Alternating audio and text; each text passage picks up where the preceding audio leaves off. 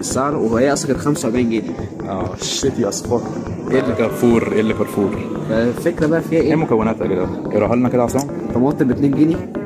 بص انا احسب لك عشان لما تستحق 26 جنيه دي. وجبنا موتزاريلا، قول مثلا بقى اقل من اللي جنبنا ده بيبيعها بكام؟ من ربع ده يعني قول مثلا دي مع 750 جرام يعني 25 جنيه. المفروض ان ممكن تبقى نباتي اصلا. نباتي هتبقى 30 مش مشكله بقى. بس اكيد كل ده هيبقى في 25 جنيه، اكيد دي فيها 10 جنيه بس. لا العجينه فيها مثلا، والعجينه مثلا دقيقه وكده هديها ساعه. عجينه معموله بريد بول 10 يبقى فيها ساعه 45 جنيه، او انا بهبد فصارت نزل. ولا افكر اجيبه، بس هو الفكره في ايه؟ ليه ده كده؟ ده 7 ايام. ده هيلسي. هو الشركه اسمها هيلسي. ايزد كوفي ويتش ميلك. ده ب 27. وزارع مينا بكام؟ بكام؟ ايه ميلك مان. الشركه دي جامده بس غاليه قوي. انا حاسس ان ميلك مان اللبن بتاعه مش طبيعي. لا هو طبيعي فعلا جدا. الفندي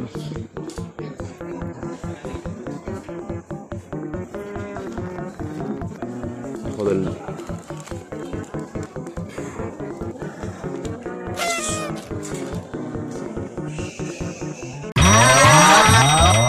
فاندي اوليف ستيكس. ده ريفيو نون بايست جدا. فيلا نبدأ هو ده شكل الباكج. باكج فيري سيكن الصراحة.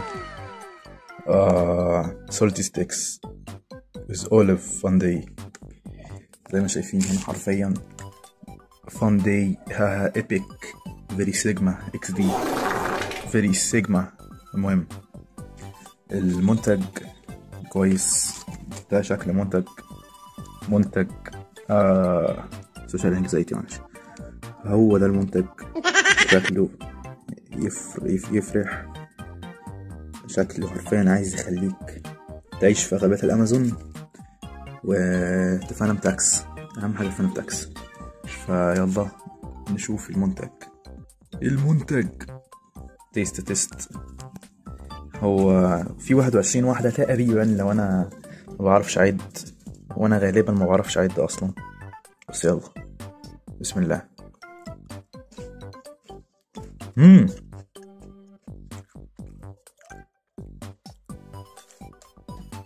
المنتج فيري سيجما الصراحة.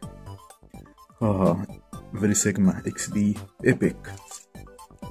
دي رؤية صنبنيل فاهم. ايبك نو. مهم. فهو في مقابل سعر 36 جرام. ده ب5 جنيه. طعمه زي الزيتون جدا الصراحة. ده حرفيا ده الزيتون.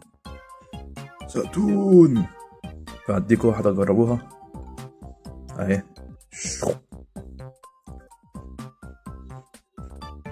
بس كده هو ده كان الريفيو.